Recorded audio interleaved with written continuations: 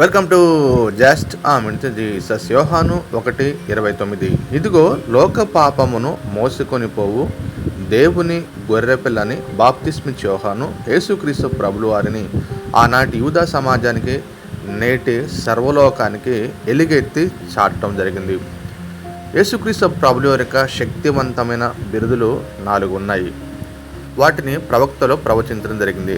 జకర్యా 3:8లో ఇదిగో నా సేవకుడని, జకర్యా 6:12లో ఇదిగో ఆ మనిషి అని, జకర్యా 9:9లో ఇదిగో నీ రాజని, యెషయా ప్రవక్త యెషయా గ్రంథం 49వ వచనంలో ఇదిగో నీ దేవుడంటూ పరిచయం చేయడం జరిగింది.